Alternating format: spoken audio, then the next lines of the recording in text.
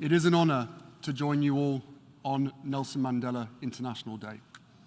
Having spent time with many of Mandela's family members over the years, I speak to you today with humility, mindful of how much the man they loved means to so many.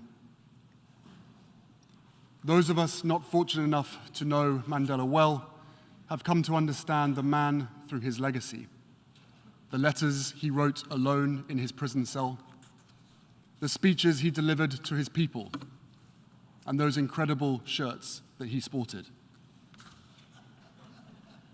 We've also come to know him through the photographs of a person who, even when confronting unimaginable cruelty and injustice, almost always had a smile on his face.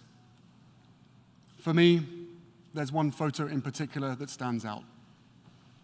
On my wall and in my heart every day is an image of my mother and Mandela meeting in Cape Town in 1997. The photo was presented to me by the late Archbishop Desmond Tutu, whose friendship and inspiration were their own treasured gift. My wife and I had the honor of introducing our 4-month-old son to him back in 2019. But when I first looked at the photo, straight away what jumped out was the joy on my mother's face, the playfulness, cheekiness even, the pure delight to be in communion with another soul so committed to serving humanity.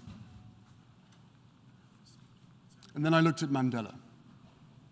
Here was a man with the weight of the world on his shoulders, asked to heal his country from the wreckage of its past and transform it for the future. A man who had endured the very worst of humanity, vicious racism and state-sponsored brutality. A man who had lost 27 years with his children and family that he would never get back. 27 years. Yet in that photo and so many others, he is still beaming, still able to see the goodness in humanity, still buoyant with a beautiful spirit that lifted everyone around him.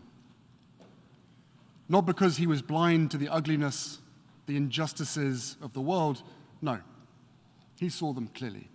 So on this Nelson Mandela International Day, as a new generation comes of age, a generation that did not witness Mandela's leadership for themselves, let's commit to remembering and celebrating his life and legacy every day, not just once a year.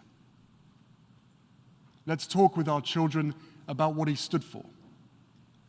Let's seek out what we have in common, empower all people to reclaim our democracies, and harness the light of Mandela's memory to illuminate the way forward. Because if we can summon our own courage just as he did, if we can see one another's humanity just as he did, a better day will truly be on the horizon.